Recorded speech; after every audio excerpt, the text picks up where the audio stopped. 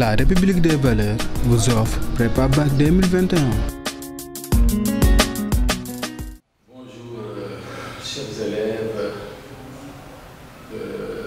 chers internautes. Je rappelle toujours au début de ce cours que c'est un accompagnement destiné en priorité aux élèves, aux candidats, et principalement qui doivent subir dans quelque temps les épreuves du bac en ce qui nous concerne de philosophie. Mais comme vous l'avez constaté, il y a également les autres matières, d'autres collègues qui passent pour faire des rappels, des précisions sur les cours que les élèves font, n'est-ce pas, dans les différentes classes. Préciser également, comme on l'a toujours dit, que nous ne faisons pas des cours pour remplacer ceux qui ont été faits dans les classes, mais pour renforcer les cours avec, comme je l'ai dit tout à l'heure, comme principale cible les candidats. Et la dernière fois, nous étions sur cette leçon. Qu'est-ce que la philosophie? Nous avions vu les conditions de naissance de la philosophie. Nous avions examiné le débat qui a opposé Jean-Pierre Vernant avec Ernest Renan, essentiellement concernant l'explication de la naissance de la philosophie. Nous nous sommes longuement appesantis sur la question, en montrant principalement avec Vernant que l'on ne pouvait pas parler de miracle, d'absence d'explication de la naissance de la philosophie. Après, nous avons également montré la rupture que la philosophie également devait faire avec le mythe du pouvoir maître. Étant entendu que avant la naissance de la philosophie, et par ricochet la naissance de la science, il y avait d'autres savoirs qui étaient là pour répondre aux préoccupations de l'homme. Parce que nous avions dit dès le départ que ce qui fait la particularité de l'être humain, de l'homme, c'est qu'il est doté de raison, il est doté d'intelligence, et c'est ça qui fait que très tôt, dès qu'il a commencé à être intelligent, il a commencé à se poser des questions. Ce qui fait qu'il est un être vivant qui ne se contente pas de vivre, de survivre, ce que nous avions appelé les besoins corporels, mais c'est également un être qui s'interroge sur un certain nombre de questions qui ne sont pas directement liées à sa survie. En l'occurrence, les questions qui portent sur son origine, sur sa raison d'être, pourquoi il est là,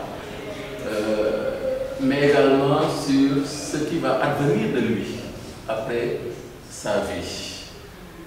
Ces questions semblent trop abstraites.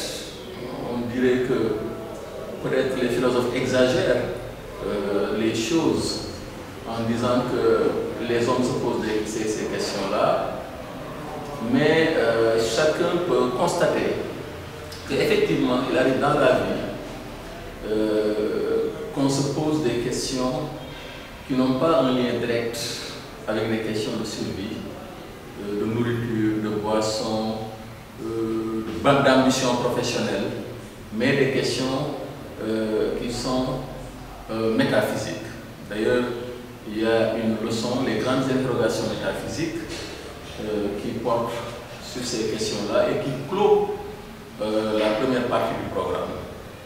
Donc, nous avions examiné ce qui faisait la différence entre l'interrogation philosophique et la croyance mythique. Pourquoi les philosophes n'ont pas continué les explications que les différents mythes faisaient, n'est-ce pas, donner à l'homme en guise de réponse. Nous avions également montré quelle est la première école philosophique qui a émergé. En tout cas, la version la plus acceptée, la réponse la plus acceptée, nonobstant la position de Cheikh Anta Diop, sur laquelle d'ailleurs on reviendra tout à l'heure, qui refuse qu'on situe l'origine de la philosophie en Grèce. Ça, c'est une question que nous allons examiner aujourd'hui et qui fait partie de la leçon les origines de la philosophie. Mais aujourd'hui, on voudrait bien continuer la leçon en revenant principalement sur les quelques définitions que l'on donne à la philosophie. Parce que, ça aussi on l'avait dit, après avoir montré pourquoi la philosophie, pourquoi l'exigence de rupture avec les premières approches du réel, nous avions dit quelles sont les premières écoles qui ont émergé, les premières écoles philosophiques qui ont émergé, et comment se présentent les explications qu'elles ont données, n'est-ce pas, les réponses qu'elles ont données aux questions qu'ils se posaient. Et nous avions dit que ces principales écoles étaient l'école de Millet, nous l'avions rappelé, qui est la première école philosophique. Encore une fois, si on met de côté la contestation de Cheikh Anta Diop, comme je l'ai dit tout à l'heure, nous allons y revenir tout à l'heure sur les arguments mis en avant par Cheikh Anta Diop pour dénier à la Grèce l'origine de la philosophie. Donc, la première école philosophique, c'est l'école de Millet, avec à sa tête Thalès. Ensuite, ses disciples Anaximandre et Anaximandre. Ensuite, on a eu une deuxième école philosophique qu'on appelle le pythagorisme,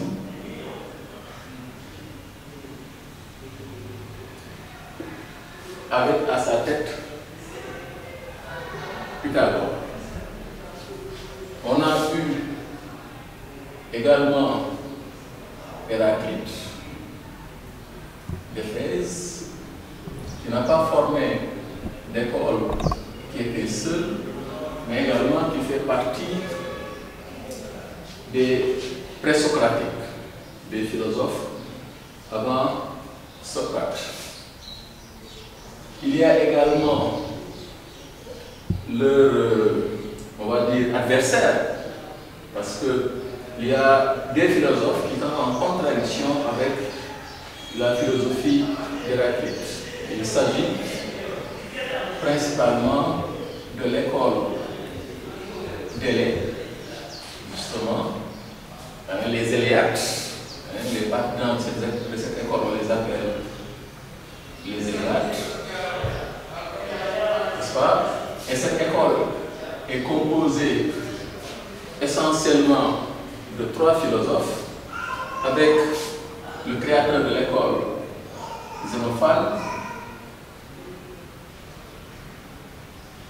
mais le plus connu, on dirait la star de l'école, Parménide.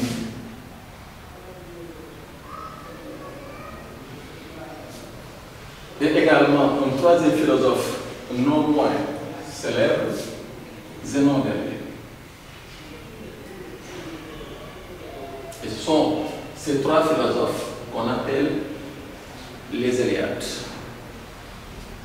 À part eux, on peut donner d'autres philosophes également de cette période qu'on appelle les atomistes.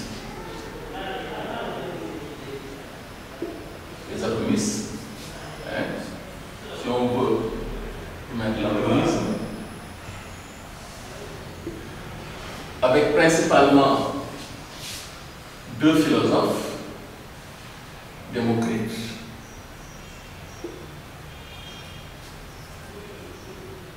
mais aussi Leucippe, qui sont les principaux animateurs de cette école. On peut y ajouter Anaxagore, qui a beaucoup influencé Hegel dans sa philosophie, mais également on peut parler d'Empédocle, qui également fait partie de ces philosophes. Et c'est l'ensemble de ces philosophes-là qu'on donne le nom de présocratique.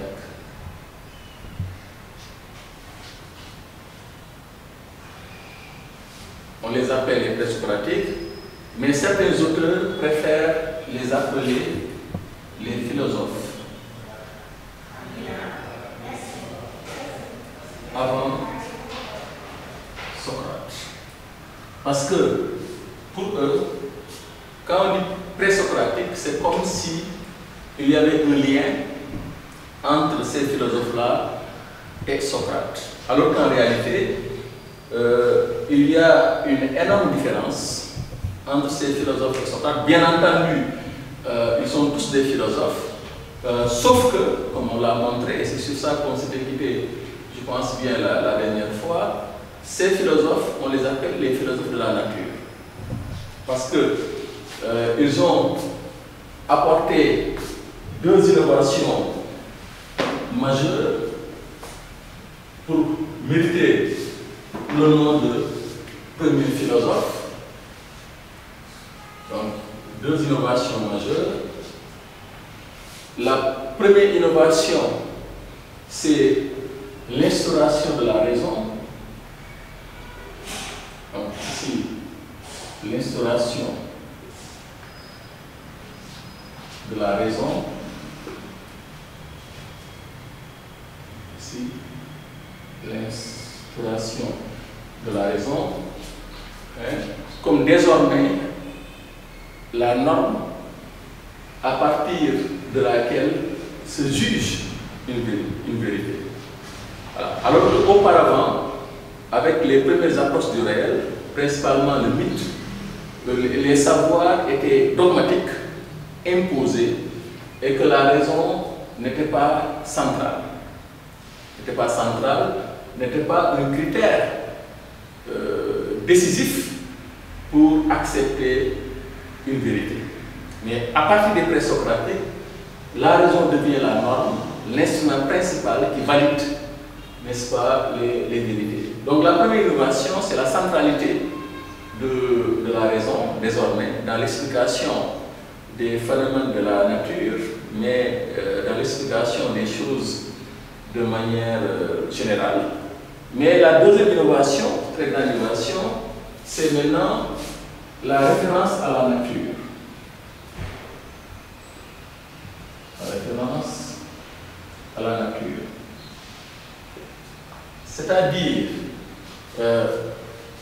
les connaissances qui sont recherchées ne sont plus recherchées chez des êtres surnaturels, les dieux en l'occurrence, parce que nous sommes dans le cadre du polythéisme avant l'arrivée de la philosophie, si on se réfère à la Grèce, même en Égypte, même pour ceux qui préfèrent parler de l'Égypte comme étant à l'origine de la philosophie, c'est également la mythologie égyptienne qui était en vigueur. Et dans toute mythologie, on avait parlé de ça, c'est pourquoi d'ailleurs dans le programme de philosophie de terminale, on parle des mythes, parce que des quatre savoirs, le mythe, la magie, la légende et le conte, le mythe explique plus de choses que les trois autres savoirs.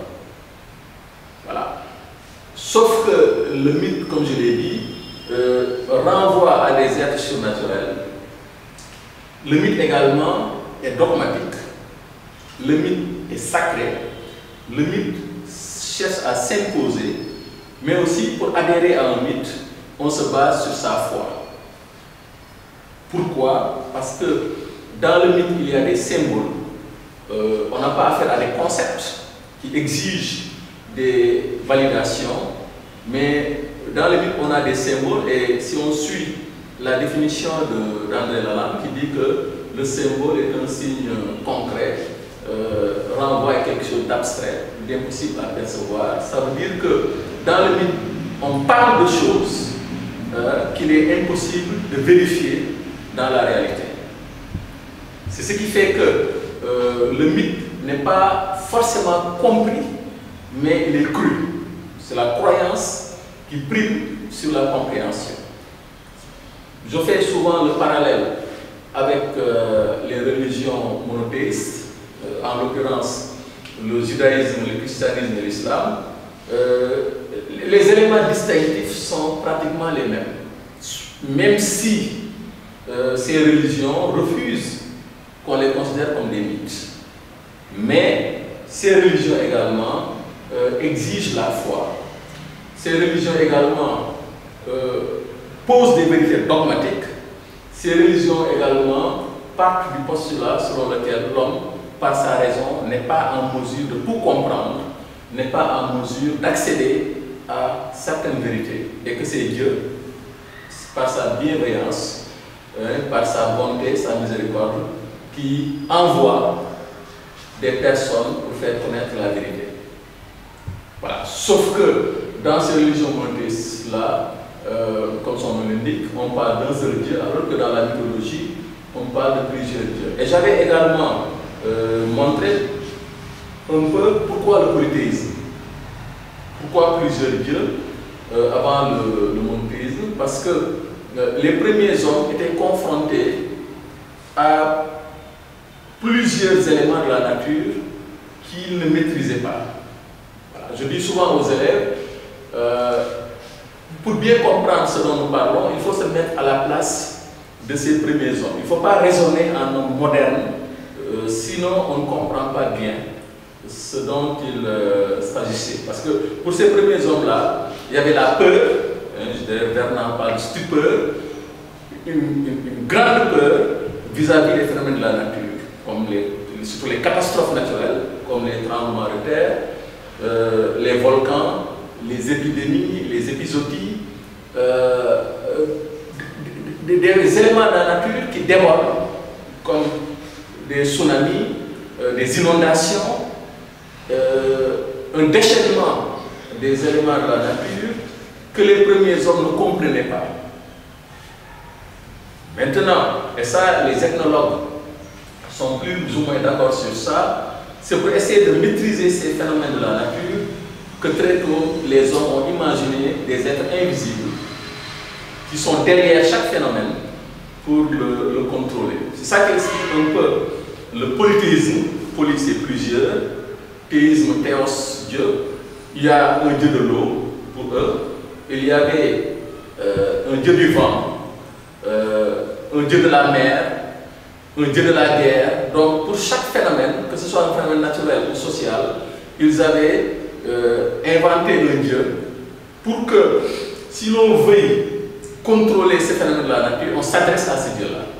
C'est pourquoi il était insensé à l'époque d'avoir un seul dieu. Il fallait nécessairement plusieurs dieux et vouer un culte à chacun de ces dieux-là pour pouvoir dompter, maîtriser l'élément naturel, mais l'élément social en question.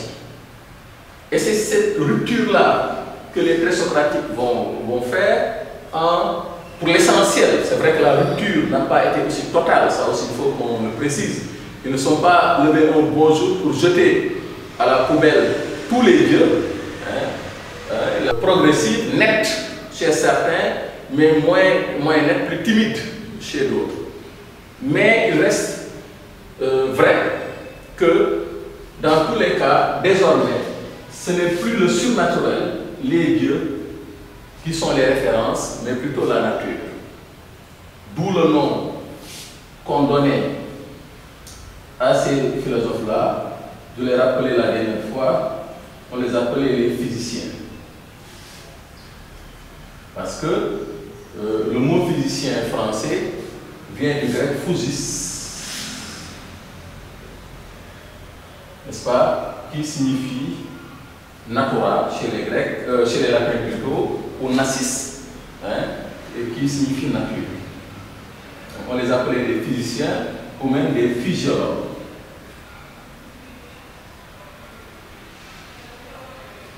Et nous avions rappelé également que qu'est-ce qu'ils cherchaient dans la nature?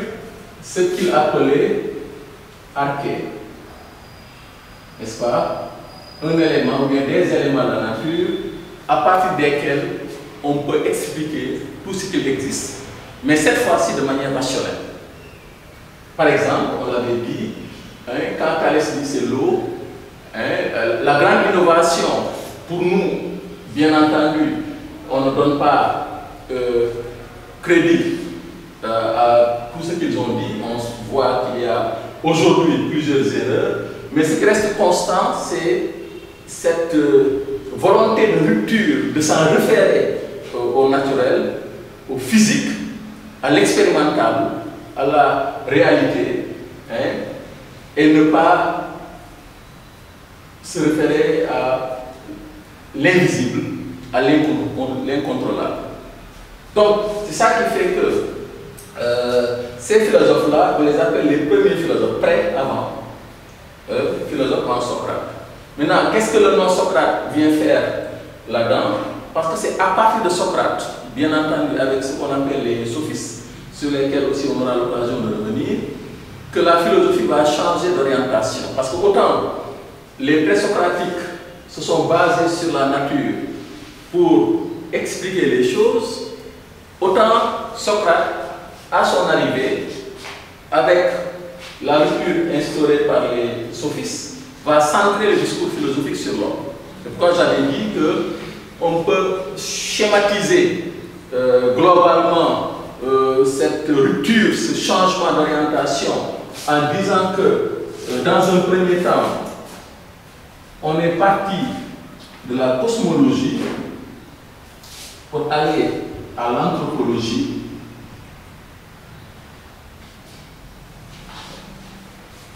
Ça, c'est avec les présocratiques, mais avec l'arrivée de Socrate et des sophistes, on part maintenant de l'anthropologie pour aller vers la cosmologie. Et tous ces mots-là sont d'origine grecque. Parce que la cosmologie, le cosmos, c'est le mot grec qui désigne le monde ordonné. Logos, signifie discours, étude, et même parfois signifie la raison. L'anthropologie, c'est la même chose, ça vient du grec anthropos, hein, qui signifie l'homme.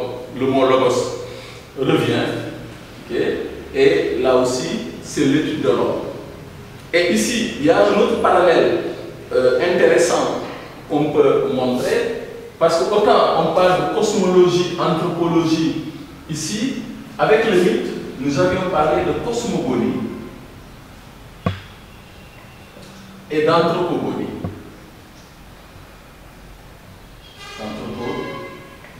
Ce parallèle, à lui seul, permet de faire le distinguo entre l'explication mythique et philosophique. Parce que ce qui change entre la cosmogonie et la cosmologie, c'est le logos et le génésis. Génésis signifiant naissance. Donc, ici, la naissance du monde qui est racontée.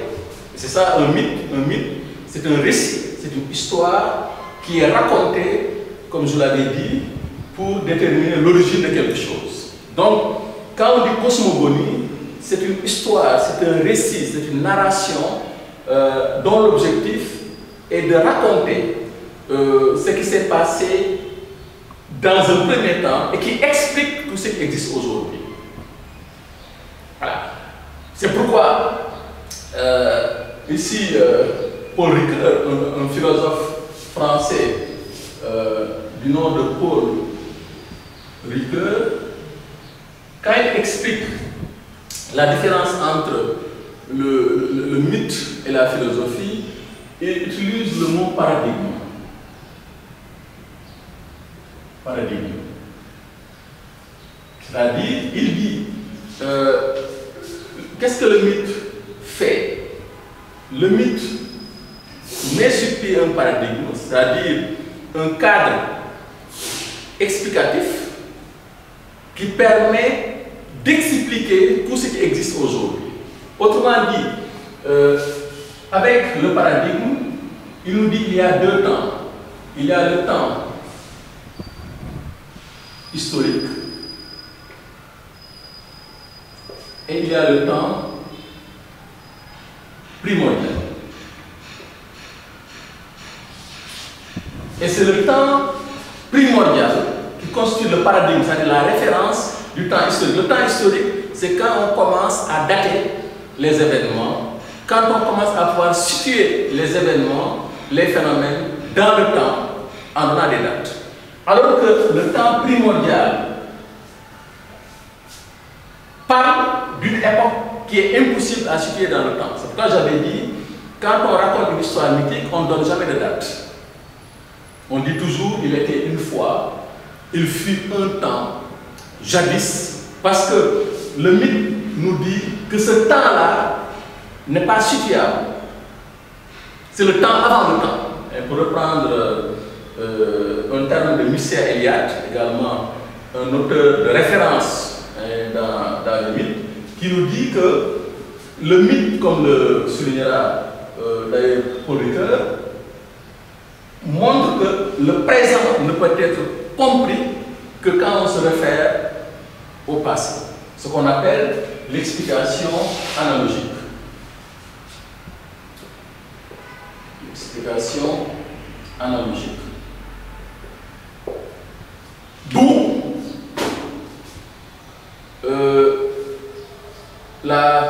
l'exigence des premières écoles à raconter ces histoires aux générations, parce que c'est simple, c'est pas compliqué. Hein? Encore une fois, l'objectif est de permettre à ce que les élèves comprennent mieux leur cours. Il faut comprendre que ce que le ministre fait, c'est de nous dire que tout ce que vous voyez aujourd'hui, que ce soit les phénomènes de la nature, le baobab qui est dans notre quartier, ou bien une fête comme la Tabaski, il y a toujours un début. Le présent n'est que la répétition du passé.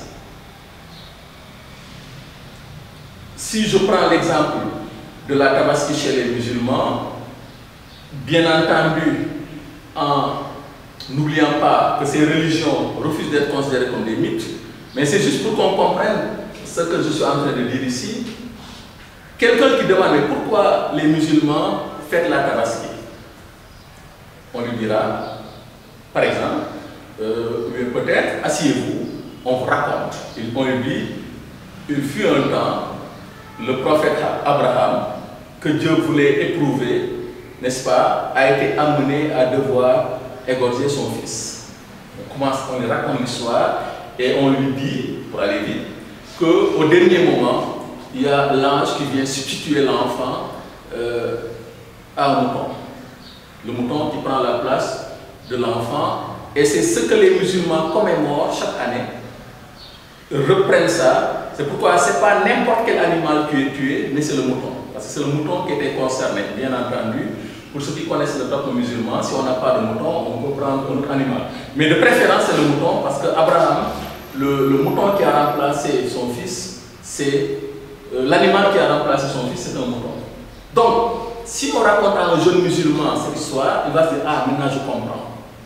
Donc, c'est ça que nous sommes en train de dire. Le mythe nous dit, tout ce que vous voyez aujourd'hui, c'est passé d'abord dans le passé. Le présent n'est que la répétition du passé. C'est ça qu'on appelle une explication analogique. Analogique, c'est une comparaison. On compare toujours le présent au passé. Maintenant, nous avions dit pourquoi les philosophes n'étaient pas satisfaits par cette explication. Parce que, comme je l'ai dit, c'est une explication dogmatique.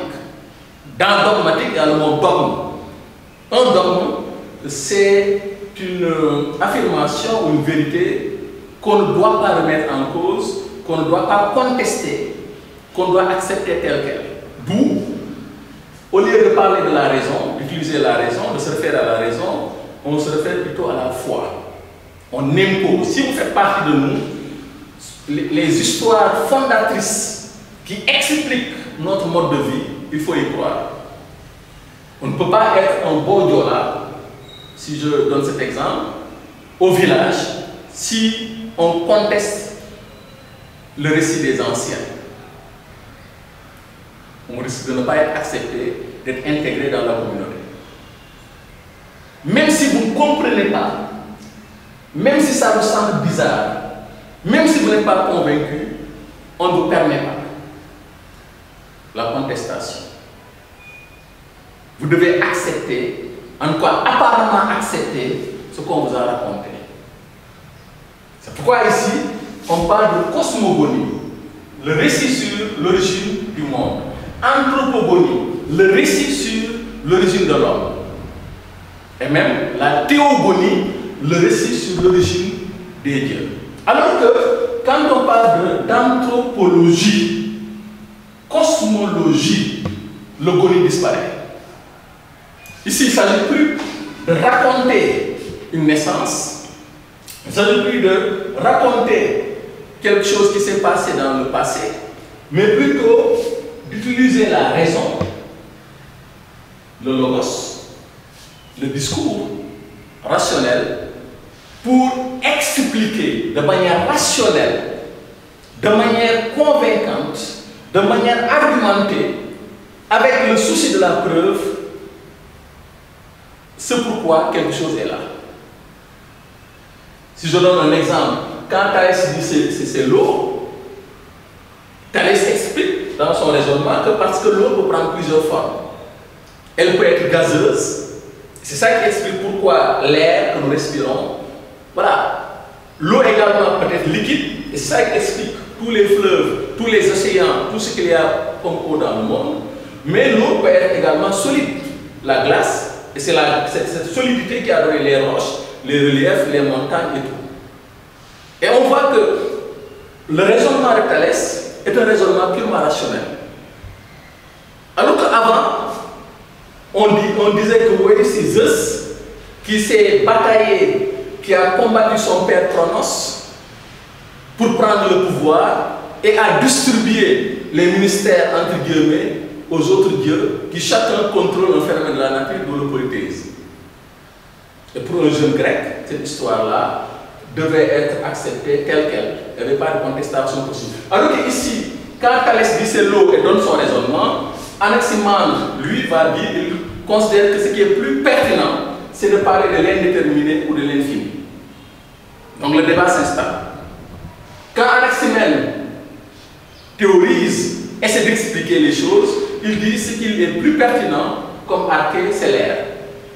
Donc il n'y a plus un discours univoque, unique, qui s'impose aux autres. Il y a une compétition entre les discours. C'est pas pour rien que les Grecs vont aménager cette place qu'on appelle l'agora, justement pour permettre ces discussions pour tous les hommes libres. Donc, c'est ça que nous avons dit qui explique ce passage de la cosmogonie à la cosmologie avec les présocratiques et de la cosmologie à l'anthropologie avec les sophistes et Socrate. Et c'est avec Socrate qu'on aura Platon, et c'est avec Platon qu'on aura Aristote, c'est avec Aristote qu'on aura le Moyen-Âge, c'est avec le Moyen-Âge qu'on aura le siècle des Lumières, et ainsi de suite, jusqu'à aujourd'hui. Tout est lié en philosophie. Ok? Donc ça, c'est vraiment pour les élèves des choses qu'ils doivent comprendre de façon claire et nette. Pourquoi on parle de mythe en philosophie? Pourquoi on parle de présocratique? Qui sont ces présocratiques? Pour quelles raisons on les appelle les premiers philosophes? Ainsi de suite. Ok? Maintenant, une fois que cela est précisé, il y a une autre chose également sur laquelle nous étions appesantis, c'est de montrer pourquoi il est difficile, parce que d'ailleurs on était parti de cette question-là, pourquoi il était si difficile de définir la philosophie. On ne va pas revenir encore sur ce que nous avions dit, mais juste rappeler qu'on avait parlé de raisons psychologiques, de raisons sociologiques, mais aussi en utilisant un argumentaire de Jules Deleuze. Je vous renvoie à la leçon précédente pour l'explication de ces trois raisons sur lesquelles l'élève peut se baser pour expliquer pourquoi les philosophes ne s'entendent pas sur une seule définition de la philosophie. Ça, c'est une partie importante du programme. Qu'est-ce qui fait que, à la question qu'est-ce que la philosophie, on n'a pas une seule réponse? Beaucoup d'élèves écrivent, parce que quelque part on leur enseigne ça aussi, et c'est pas faux qu'il n'y a pas de définition exacte de la philosophie, mais moi je préfère pas dire une définition exacte, mais une définition unique.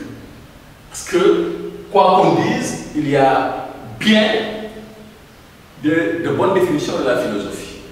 Le problème, c'est pas qu'il y ait de bonnes définitions de la philosophie, le problème c'est qu'on n'a pas une seule définition de la philosophie.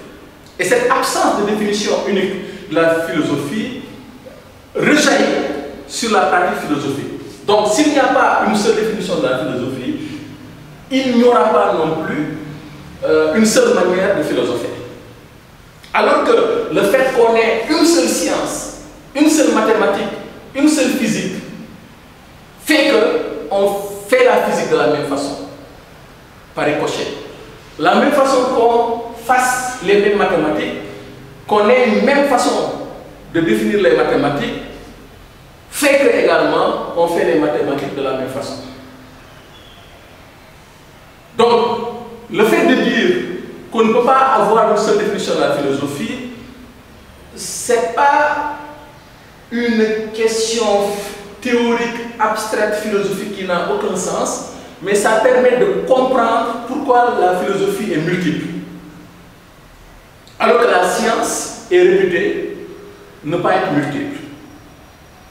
Bien entendu, et ça je l'avais dit également, si le temps nous le permet, l'opportunité nous le permet, nous montrerons que c'est un peu exagéré quand on dit que la science a cette entente. Parce que je disais tout à l'heure, une seule mathématique, une seule physique, mais en réalité, il n'y a pas une seule physique, une seule mathématique, forcément en science. Mais ça, ce n'est pas l'objet de notre leçon d'aujourd'hui. Mais ce que je voulais dire simplement, c'est qu'on s'entend plus facilement en science qu'on ne le fait en philosophie.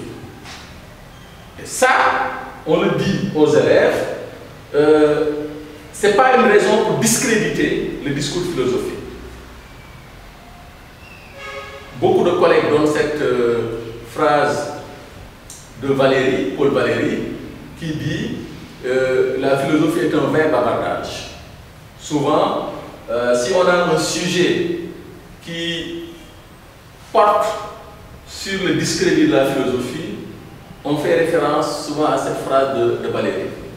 Vain bavardage, c'est-à-dire un bavardage inutile qui ne mène à rien. Et là,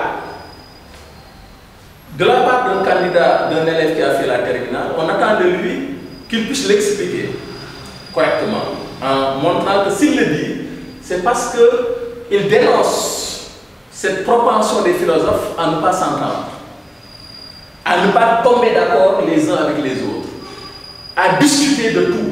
Comme dit Aristote, les philosophes ne sont d'accord que sur le désaccord. D'accord au niveau des philosophes. Mais on attend de lui aussi qu'il montre que cette affirmation de Valéry traduit plutôt un préjugé sur la philosophie. Ce n'est pas parce que les philosophes ne sont pas d'accord les uns avec les autres que le discours philosophique est un discours insensé, c'est un discours inutile, c'est un discours vain. Parce que nous montrons qu'en réalité, les philosophes assument dès le départ ce que tout chercheur du savoir devrait assumer. C'est-à-dire la difficulté à asseoir une vérité définitive. Parce que même cette science-là, à laquelle on compare souvent la philosophie, ne pose pas de vérité absolue définitive. Bachelard l'a très bien dit, peut-être je reviendrai sur ça, ou bien un autre collègue en épistémologie. Nos vérités d'aujourd'hui seront certainement nos erreurs de demain. Ce qui est vrai en science, on reviendra également avec Karl Popper, c'est pas parce que c'est définitivement vrai, mais c'est parce que pour le moment, c'est ce qui résiste, n'est-ce pas, au protocole de réfutation. Voilà. Tout cela pour dire quoi? Pour dire que le fait que les philosophes ne tombent pas d'accord les uns avec les autres, c'est la chose la plus normale en philosophie. Parce que si les philosophes définissaient la philosophie de la même façon, ça aurait signifié qu'ils donnent les mêmes réponses aux questions qu'ils se posent. Ce qui voudrait dire que sur les questions que l'homme se pose, on a des réponses totalement satisfaisantes que personne ne peut discuter, alors que tout le monde sait que dans ce monde-ci, toutes les vérités sont discutables. Tout ce que quelqu'un croit, il y a quelqu'un d'autre qui le conteste. Même les vérités scientifiques qui reposent sur des preuves, il y a toujours des personnes qui les contestent. C'est pourquoi le philosophe, lui, dès le départ, assume cette difficulté à asseoir une vérité éternelle, en disant que toute vérité est en sursis, toute vérité peut être attaquée, c'est le débat constant, permanent, et j'avais rappelé cette expression de Untonji, ce philosophe béninois, qui dit que la philosophie est un débat sans cesse rebondissant. Voilà, c'est un débat qui revient toujours, parce que c'est dans ce débat, c'est dans cette discussion, c'est dans cette confrontation d'idées que les théories s'améliorent. Et je le dis souvent, on peut faire le parallèle avec la vie, c'est le négatif qui fait souvent le positif. C'est les sols les plus sales qui sont les sols les plus riches. C'est les difficultés les plus énormes de la vie qui permettent à l'individu de réussir des choses, peut-être qu'il n'aurait pas réussi s'il n'avait pas traversé ces difficultés. Et là, on est de plein pied dans la philosophie hegelienne qui montre que le négatif est extrêmement important pour le positif. Donc la discussion en soi n'est pas mauvaise. Cette confrontation d'idées permet un bouillonnement intellectuel, une confrontation intellectuelle. C'est pourquoi, dans la formation philosophique, on apprend aux élèves à ne pas être dogmatique. L'un des critères, c'est le refus du dogmatisme. On leur dit d'être plutôt humble, d'avoir l'humilité,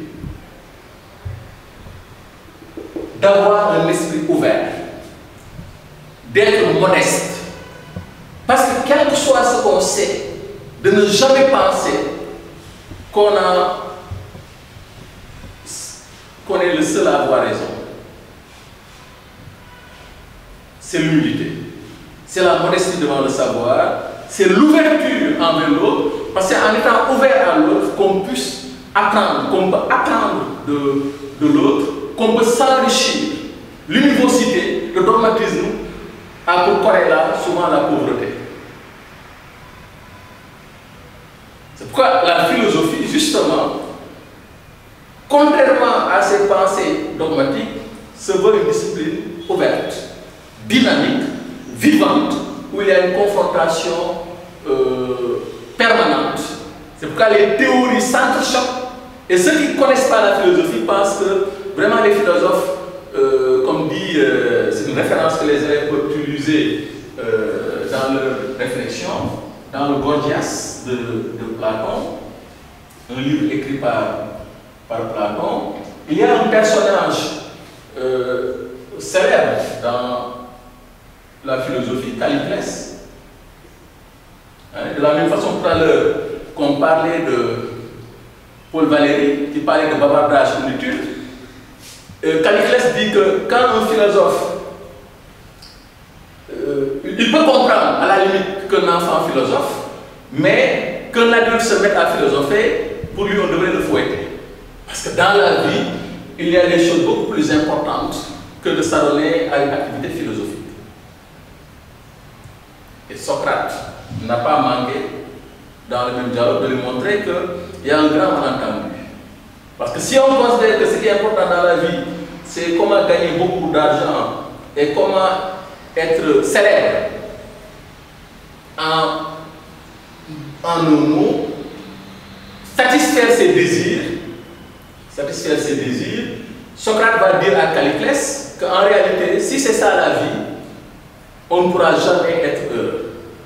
Parce que les désirs de la vie sont de nature insatiable, on ne peut pas les satisfaire.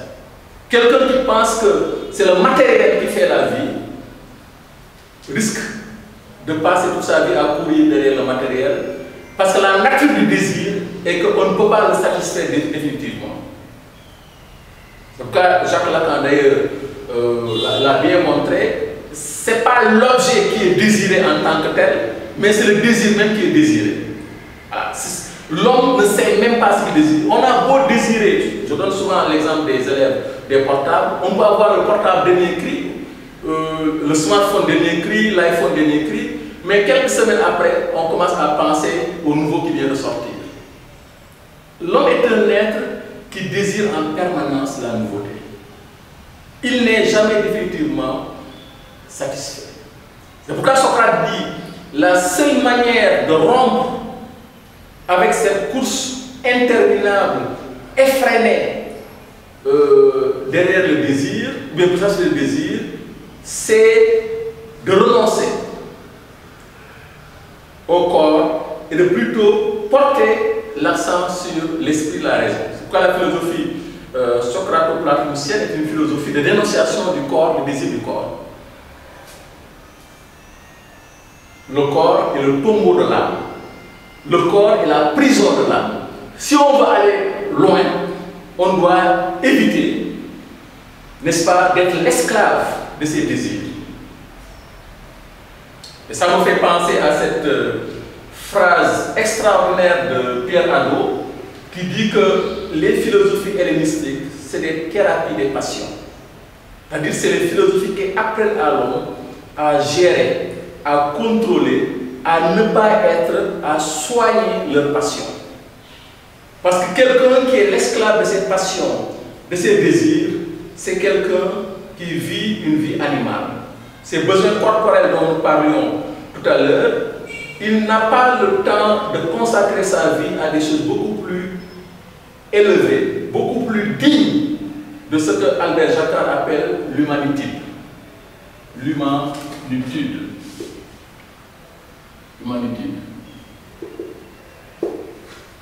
L'humanitude, ce qui fait de nous des êtres humains. Ce n'est pas d'amasser beaucoup d'argent. Quand on le dit, on pense que c'était facile de le dire, c'est à la limite même naïf. Mais ce qu'on veut dire ici, il faut qu'on se comprenne bien. On ne dit pas que le matériel n'est pas bon, l'argent n'est pas, c'est tout au contraire. Mais que le fait de vouloir limiter toute son existence à ça, c'est ça qui fait que finalement on ne vit plus une vie humaine, on vit une vie animale. Parce qu'on est l'esclave de ses désirs, on est l'esclave du matériel. Alors que l'homme n'est pas seulement matériel, il est également spirituel. Et je donne l'exemple souvent aux élèves entre Bill Gates et Mandela. L'un va acheter l'autre, en l'occurrence Bill Gates pouvait acheter Mandela, mais pourtant, quand on compare la valeur de Mandela à la valeur de Bill Gates, il n'y a pas de débat. Donc, l'importance de Mandela ne se mesure pas au matériel qu'il a pu amasser, mais sur ce qu'il a pu faire de l'humain, cette grandeur qu'il a pu incarner de l'humain, ce sacrifice qu'il a su donner, n'est-ce pas, ce don de soi qu'il a su donner, et qui fait qu'il a pratiquement bougé sa vie pour son peuple. C'est ça qui fait qu'il est vu quasiment comme un dieu, je mets bien les guillemets, alors qu'un Bill Gates, beaucoup de mérite, mais qui ne peut pas être mis sur le même plan que Mandela. Donc, ce qui fait la valeur de l'être humain, ce n'est pas forcément uniquement le matériel, et c'est ça que les philosophes, dès le départ, principalement la philosophie socratique, platonicienne, essaient de montrer en disant que c'est vrai, le corps fait partie de nous, mais si on ne fait pas attention, il va manger tout notre temps et on ne pourra pas faire dans notre vie autre chose. Finalement, tout cela veut dire quoi? Que le fait qu'il y ait débat, qu'il y ait discussion, qu'il y ait confrontation des idées, des théories, en philosophie, ce n'est pas perçu comme une mauvaise chose. C'est même la sève nourricière, on dirait aujourd'hui, l'ADN de la philosophie.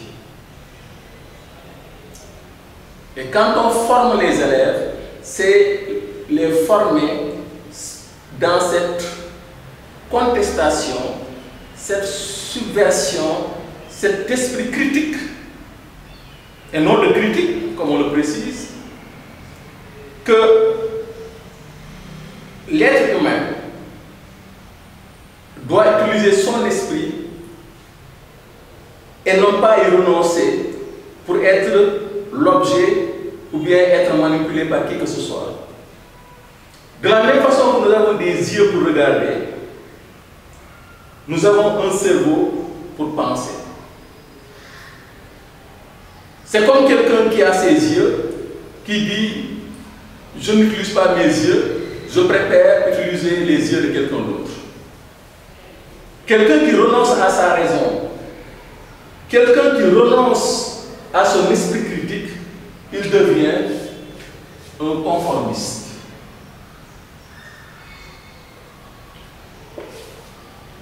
Le conformiste, c'est quelqu'un qui a tendance à tout accepter. Et le conformisme débouche facilement sur le dogmatisme.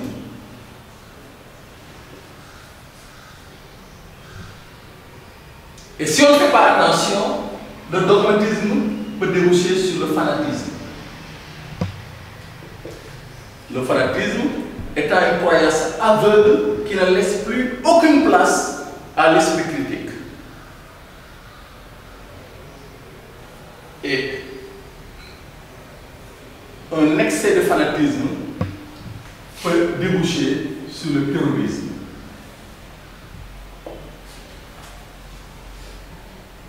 On est prêt à massacrer, à manquer de respect à tous ceux qui n'adhèrent pas à notre vérité.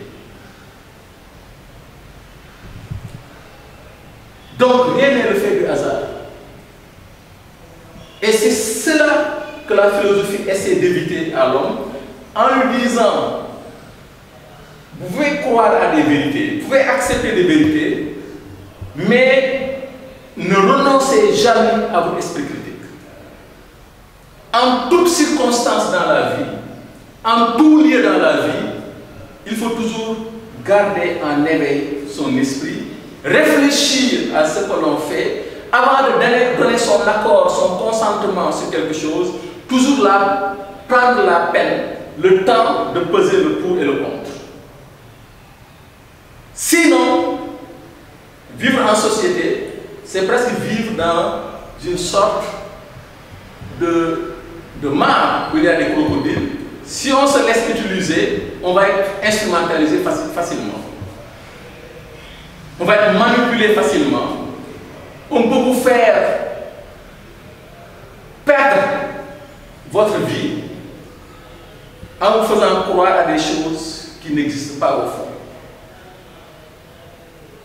C'est ça qui fait que les philosophes assument le manque de définition de la philosophie.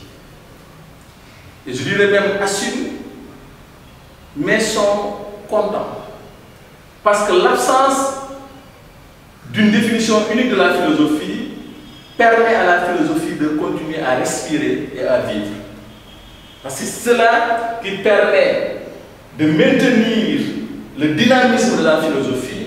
C'est ça qui permet de maintenir le débat en philosophie. C'est ça qui permet de maintenir la recherche en philosophie. C'est ça qui permet de maintenir le questionnement en philosophie. C'est ça qui permet de maintenir ce bouillonnement de l'esprit qui peut être à l'origine d'innovation. Et d'éviter les pensées prêtes à porter. C'est ça qui fait que, finalement, nous disons aux élèves, puisque maintenant vous comprenez que c'est normal qu'on n'ait pas une seule définition de la philosophie, puisque maintenant vous comprenez qu'on ne peut pas donner une seule définition à la philosophie, puisque maintenant vous comprenez qu'il n'est même pas souhaitable qu'on ait une seule définition de la philosophie, parce que ça tuerait la philosophie, vous pouvez comprendre pourquoi il y a plusieurs définitions de la philosophie. Et que donc, désormais, à la question qu'est-ce que la philosophie, il ne faut plus s'attendre à une seule définition. Et si on vous dit pourquoi, vous devrez être maintenant en mesure de l'expliquer. C'est ce qui nous amène à visiter quelques définitions que des philosophes ont données de la philosophie, parce que maintenant nous sommes autorisés à les donner, parce que nous venons de montrer qu'effectivement on peut et on est obligé de donner plusieurs définitions à la philosophie.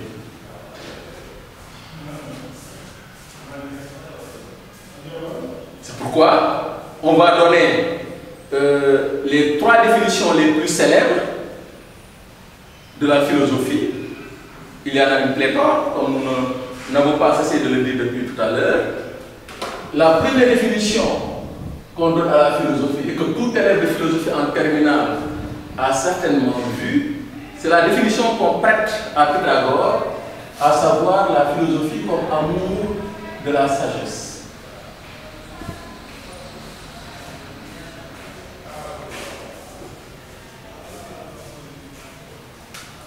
Amour de la sagesse. Et cette définition, on la prête à Pythagore. On va y revenir tout à l'heure. La deuxième définition qu'on donne de la philosophie, c'est celle qu'on trouve dans la philosophie socratique, mais pas seulement, on trouvait ça dans beaucoup de philosophies, c'est la philosophie comme réflexion, la philosophie comme réflexion critique et questionnement.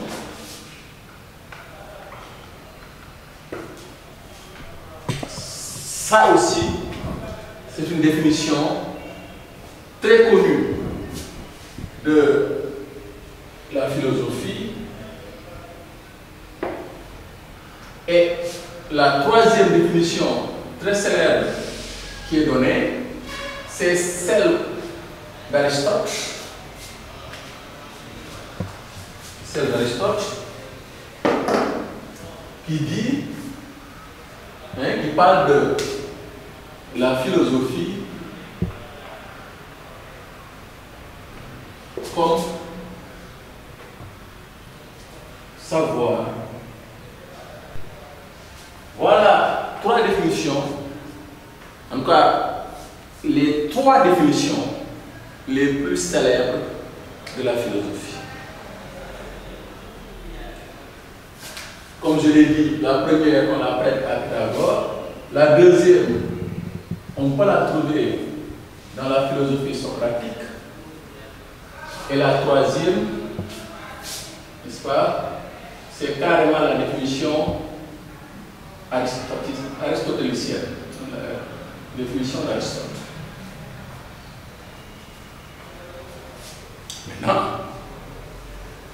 nous allons essayer de décortiquer ces définitions-là les unes après les autres, pour que les élèves puissent bien comprendre et pouvoir éventuellement les utiliser, n'est-ce pas, si vous avez un sujet qui portait sur ça, ou bien un sujet dans lequel ils pourraient parler de ça.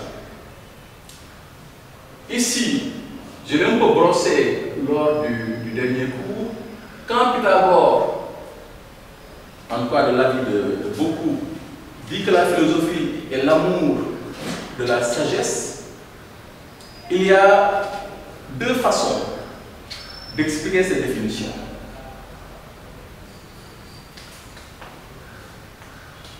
Une des façons, c'est de rappeler que, en disant que la philosophie est l'amour de la sagesse, Pythagore s'est basé sur l'étymologie. C'est basé sur l'étymologie du mot.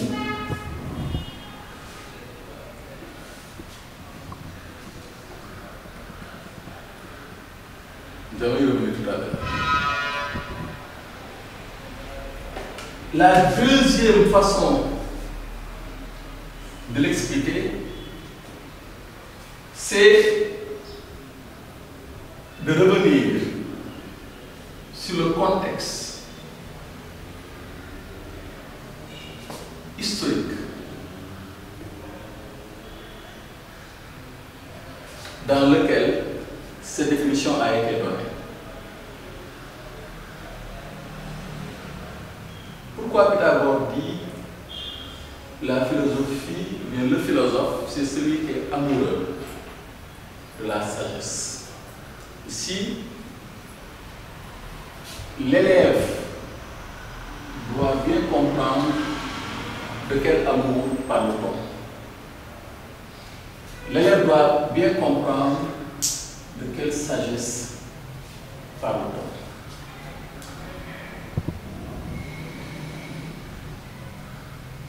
Et si nous faisons recours à l'étymologie, nous voyons clairement que le mot français philosophie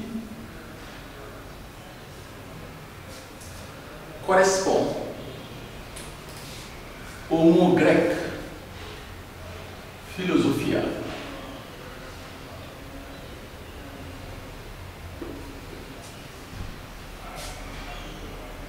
Et philosophia est formé à partir de philein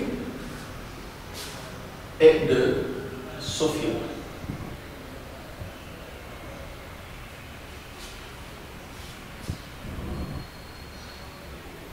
La déclinaison d'ailleurs, on peut avoir également philia.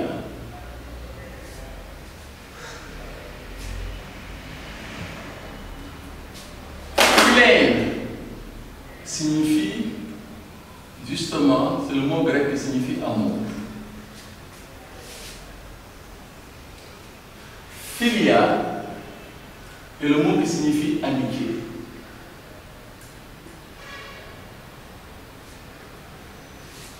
Et Sophia, sagesse.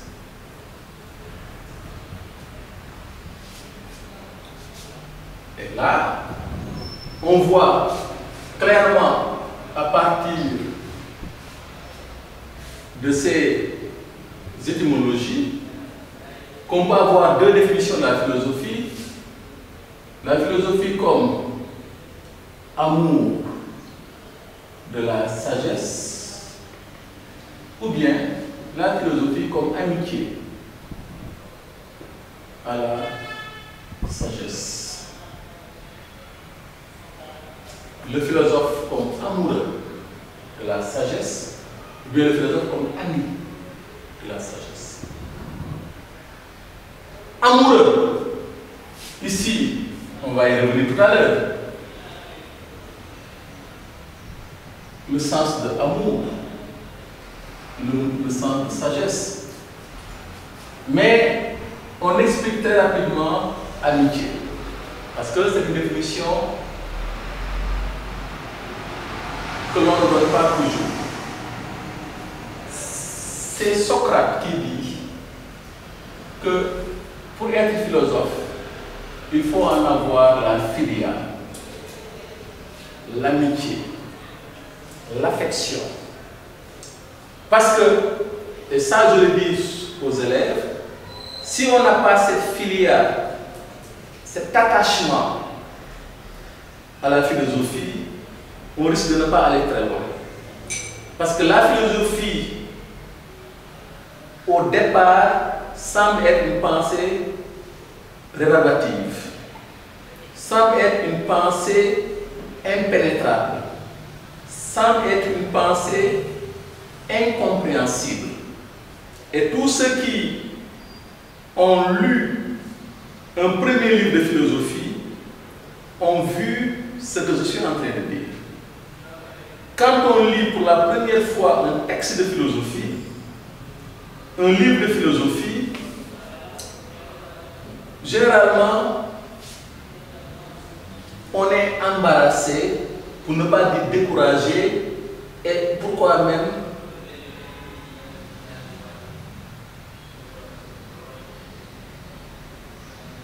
pas révolté.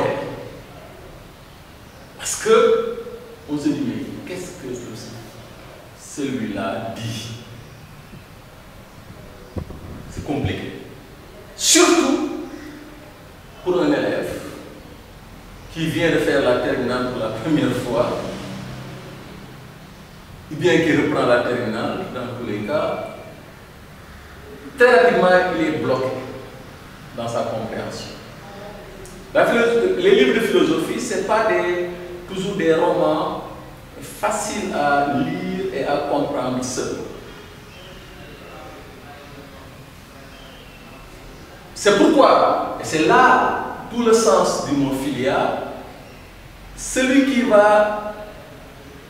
va pas se décourager, celui qui va, malgré l'incompréhension de départ, va insister, c'est celui qui en aura la philia, l'amitié, l'affection, celui qui a envie de comprendre, qui aime.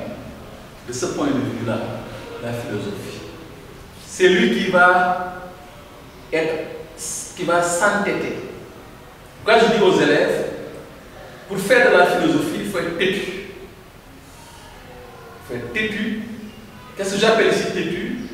C'est qu'il faut insister. Même si au départ on a des obstacles qui empêchent de comprendre, si on renonce, on perd tout. Il faut que l'élève insiste. Et pour que l'élève insiste, il faut qu'il aime. Ici, l'amour dont je parle, c'est la philia en tant qu'attachement, ce désir de comprendre, cet attachement à la philosophie, au discours philosophique. C'est de cette manière que progressivement, petit à petit, on commence à comprendre. La philosophie, c'est comme si elle sélectionnait. C'est une pensée, quoi qu'on dise, un peu élitiste, qui ne laisse pas tout le monde la pénétrer, la comprendre. Il faut la vérité.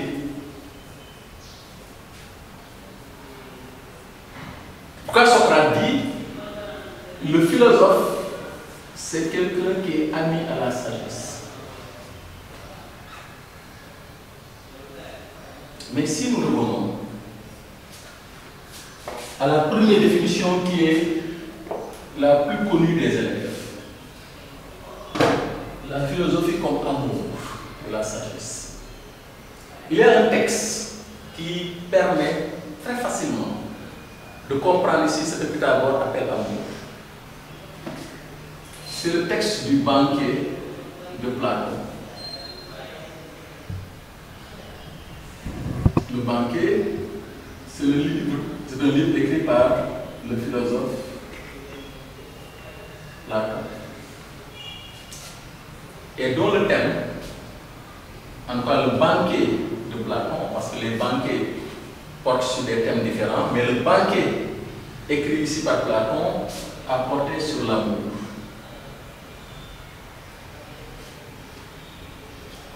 Et qu'est-ce qu'un banquet en philosophie? Le banquet était une sorte de récréation pour les philosophes. C'était une soirée où il s'agit de bien manger, bien boire et de compétir sur des discours, en tout cas tel que Platon nous en parle, avec pas l'envie de convaincre pour convaincre de faire de la philosophie, mais on cherche le plus beau discours. Parce que dans le banquet, en réalité, il y a des discours qui compétissent en quelque sorte, pas pour leur pertinence, mais plutôt pour leur beauté. C'est pourquoi le mot est resté d'ailleurs dans le vocabulaire français. Un banquet, c'est justement un événement où on mange beaucoup, où on boit beaucoup, voilà, à satiété. Voilà. Et dans le banquet de Platon,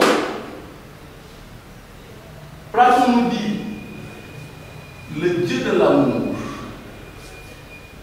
Eros,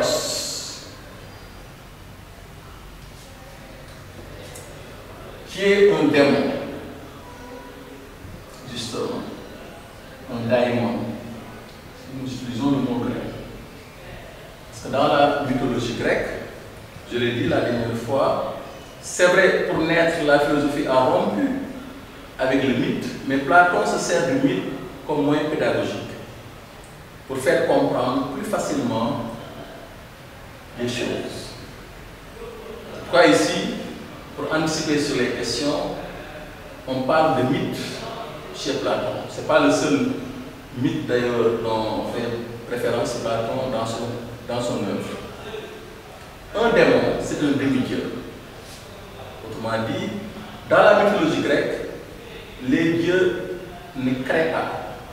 Les dieux, c'est comme des êtres humains. Leur seule différence avec les êtres humains, c'est l'immortalité. Mais ils ont les mêmes défauts, les mêmes qualités que les êtres humains. On n'est pas dans le cadre de la divinité du monothéisme, où Dieu est parfait, où Dieu est exempt de défauts. Dans la mythologie, les dieux, pour faire des enfants, s'accouplent entre eux. C'est pourquoi il y a des dieux, il y a des déesses. Et les dieux d'ailleurs ne s'accouplent pas uniquement entre eux, mais il arrive que les dieux s'accouplent avec des humains. Et quand un dieu s'accouple avec un être humain, l'enfant qui naît est appelé un daimon, un demi-dieu. C'est de là qu'est venu le mot démon, que les religions monothéistes maintenant vont transformer le sens pour en faire un être maléfique. Mais chez les Grecs, ce n'est pas un être maléfique, c'est un être hybride. Un être hybride, c'est-à-dire un être qui est à moitié Dieu, à moitié être humain. Et Eros, le dieu de l'amour, est justement un daimon, parce que son père est un dieu, Poros, et sa mère, une femme humaine, Pénia.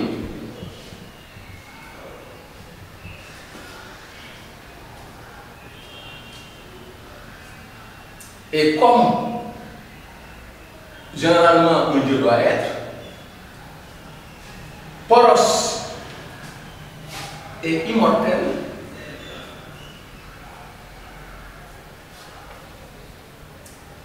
Peignant, qui est une humaine, un être humain, ici, qui est divine, Poros donc est divine. Là où Poros est immortel, Peignant est mortel. Un être humain est mortel. Là où Poros est beau, Peignant est laid.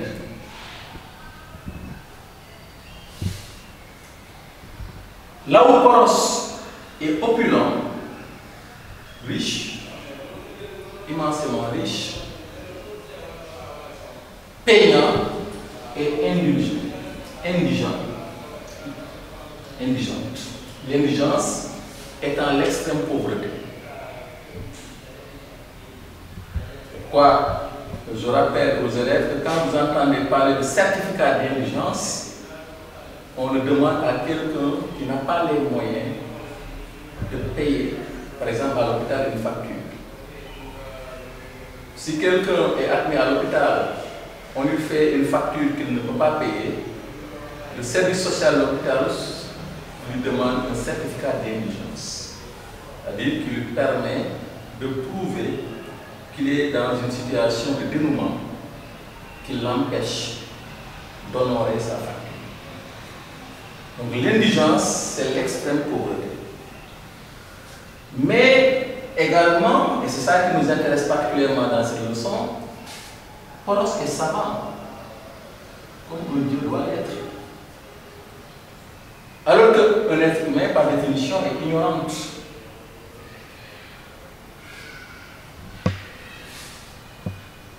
Et si on rassemble ce contraire-là, qu'est-ce qu'on va avoir ici dans la schématisation? On en avait brièvement parlé. On va avoir ici Peignant, et au bout de notre flèche, on va avoir Poros. Parce que on quitte l'ignorance pour aller vers le savoir. Et au-delà du savoir, la sagesse. Ou bien, en même temps que le savoir, la sagesse. Parce que nous allons montrer tout à l'heure que chez les Grecs, la sagesse dont ils parlent, c'est la sagesse en tant que savoir. Et là, si on a Peignant ici au début, qui est ignorante, et Poros, qui est savant, le fils sera au milieu. Parce que tout à l'heure, nous avons parlé d'un être hybride. Donc, Eros, qui est là, et qui correspond justement à l'amour, il va correspondre au philosophe.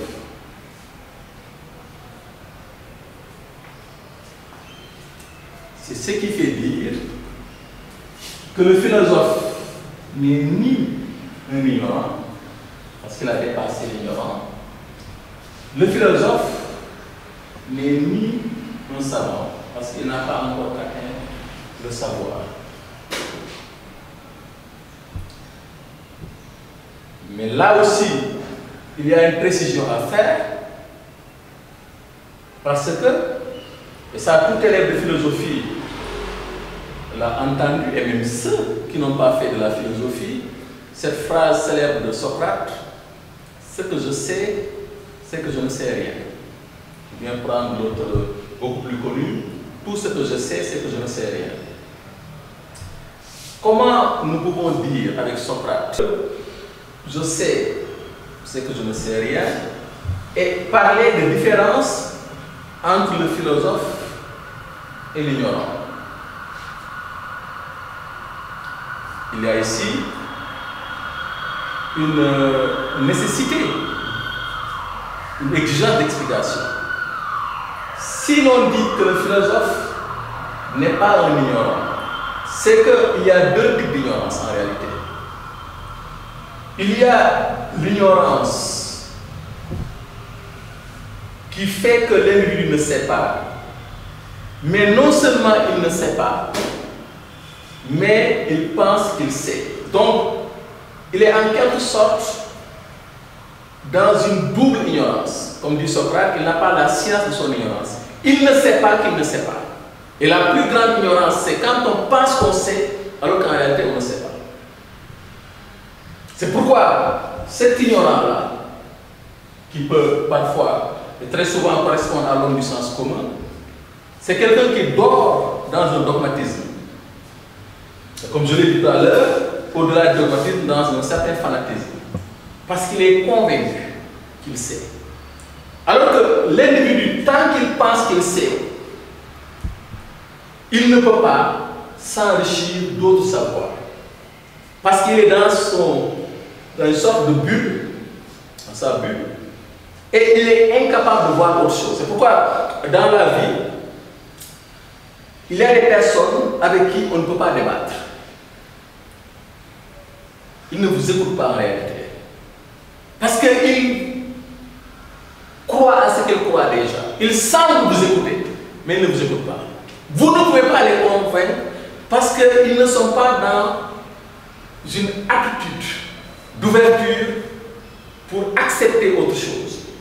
Ils sont convaincus que c'est vous qui avez tort. Quand ces gens de personnes-là, on ne peut rien discuter avec eux. Ils sont fermés à toute discussion, à toute nouveauté, à toute innovation. Et ça, c'est la pire des ignorances. C'est pourquoi Socrate dit que la première condition pour être un philosophe, c'est d'accepter son ignorance. Il faut que le philosophe, c'est pourquoi ce que le philosophe a de commun avec l'ignorant, c'est que tous les deux ne savent pas. Mais là où l'ignorant pense qu'il sait, le philosophe lui sait qu'il ne sait pas.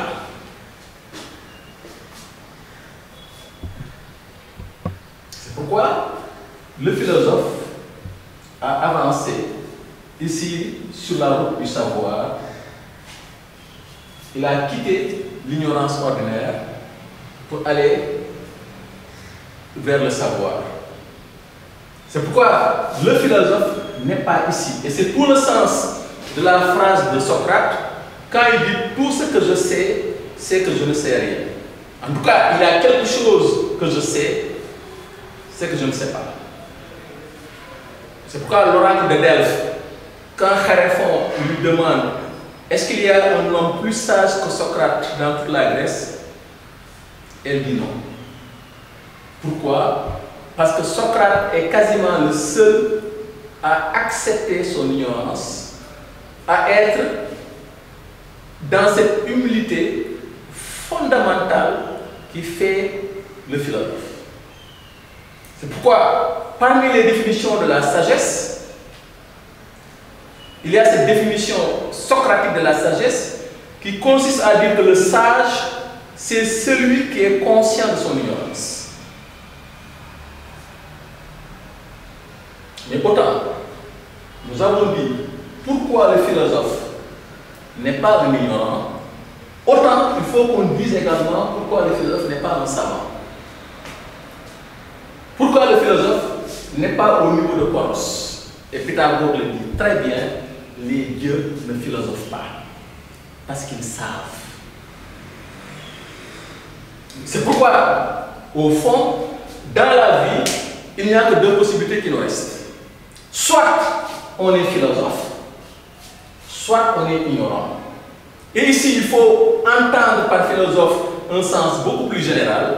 Le philosophe étant tout individu qui accepte qui connaît ses limites, qui sait qu'il ne sait pas, qui ne se comporte pas comme un dogmatique, comme un conformiste, comme quelqu'un qui est autosuffisant, quelqu'un qui est sûr de lui, quelqu'un qui pense qu'il sait tout ce qu'il doit savoir.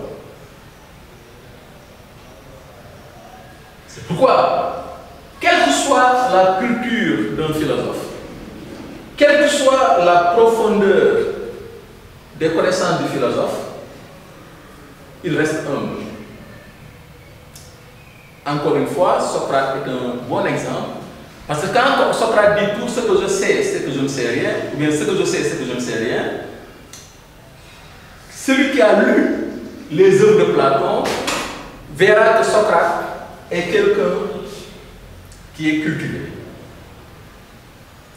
Ce n'est pas un ignorant, un illettré au sens de quelqu'un qui ne sait pas rien.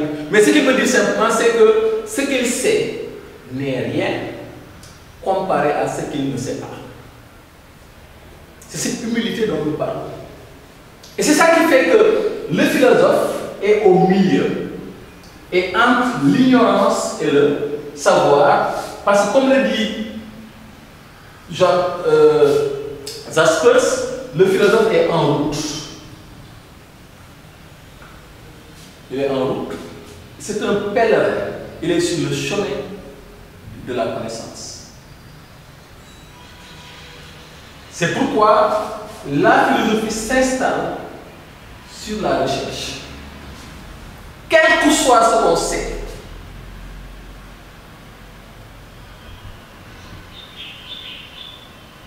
on ne pensera jamais qu'on sait tout.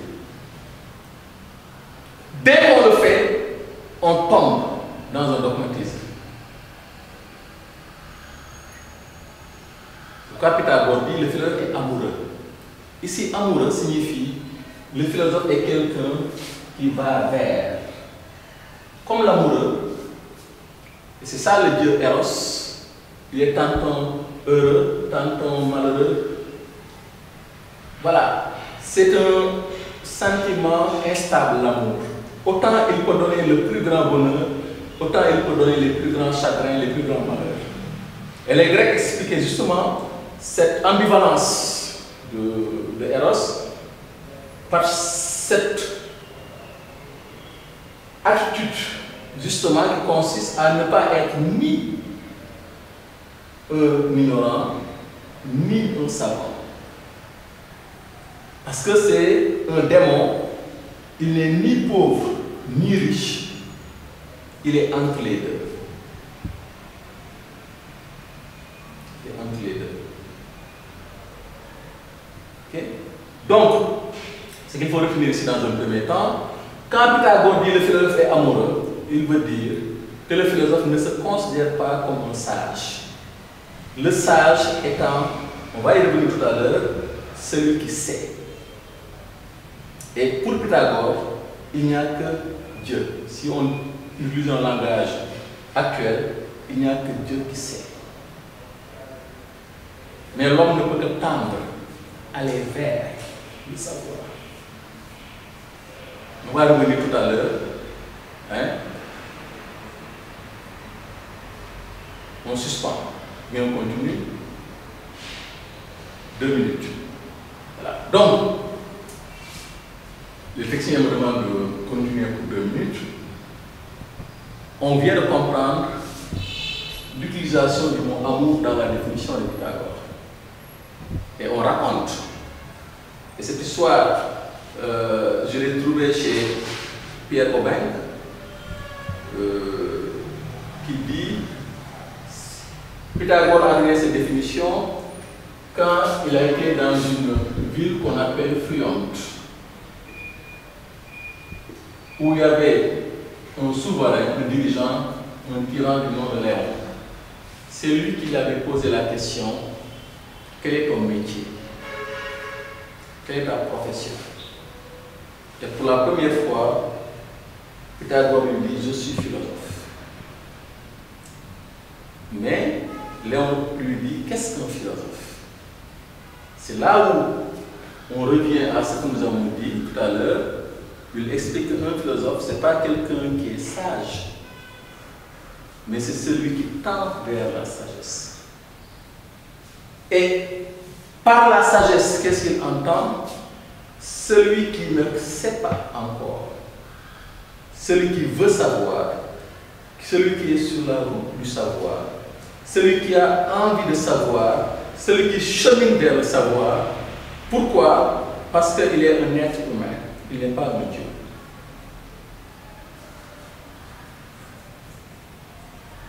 Donc, si le philosophe est amoureux, c'est le fait d'aller vers, de se rapprocher chaque jour davantage de la sagesse. Le philosophe, pourquoi Thalès, on le met parmi les 7 sages de la Grèce, mais en même temps, on le considère comme le premier philosophe, parce qu'en tant que sage, il répond aux critères de la sagesse traditionnelle, mais en tant que philosophe, comme étant quelqu'un qui a rompu avec cette forme de sagesse. Parce qu'il y a plusieurs définitions de sage. Quand on dit de quelqu'un qu'il est sage, on peut l'entendre de manière traditionnelle, quelqu'un qui est une référence sur le plan moral, quelqu'un qui est un exemple pour les autres. Ça, c'est la sagesse traditionnellement parlant. Quand on dit que tel jeune, tel enfant, telle personne âgée est un sage, c'est de ce point de vue-là. Mais la sagesse dont parle ici tout d'abord, c'est plutôt la sagesse qui est accompagnée de savoir. Et là, on peut donner comme référence un texte de Descartes qui se trouve dans les principes de la philosophie, dans un livre de Descartes qu'on appelle les principes de la philosophie. Pour Descartes, nous dit le sage, c'est celui qui connaît les principes. Et bien avant d'ailleurs Descartes, il y a Aristote également qui définit le sage comme, et c'est ça que Descartes reprend quasiment, parce que c'est vrai que Descartes est une rupture par rapport à Aristote, mais il est sur certains points dans une continuité avec Aristote. Parce que Aristote dit la véritable sagesse, c'est celui qui nous permet de connaître les premiers principes. Les premiers principes et les premières causes. C'est-à-dire un savoir ultime qui nous permet d'accéder à l'essence des choses. Et ce savoir-là n'est pas facile à atteindre. C'est pourquoi le philosophe est dans un... D'ailleurs, on verra ça dans la définition d'Aristote du philosophe comme savoir total. Il ajoute quelque chose qu'on ne rappelle pas toujours, il dit dans la mesure du possible. Parce que personne ne peut tout savoir. Si l'on disait que pour être philosophe, il faut tout savoir, ça n'a aucun sens.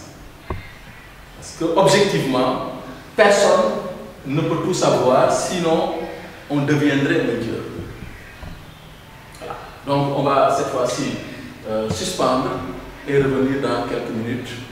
Ou bien c'est la fin carrément, comme le disent les techniciens, le technicien et la technicienne. Et je les remercie d'ailleurs au passage parce qu'ils font un travail très difficile. Souvent ils ne sont pas visibles à l'écran. Mais si vous pouvez les suivre ce cours-là en direct, c'est grâce à eux. Et ils le font très bien, avec tout le professionnalisme nécessaire. On ne les remercie pas assez, mais heureusement qu'aujourd'hui, je n'ai pas oublié. On devrait toujours, chaque jour, commencer par eux et terminer par eux, parce que c'est eux qui rendent tout cela possible.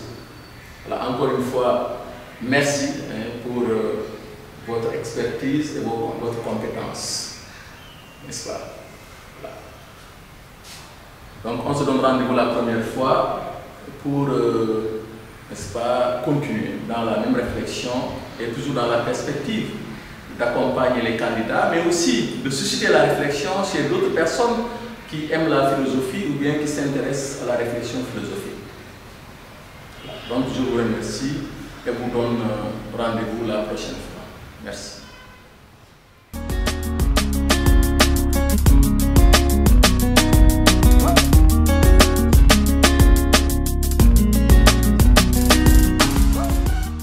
Prépa Bac 2021 vous est offert par la République des Valeurs.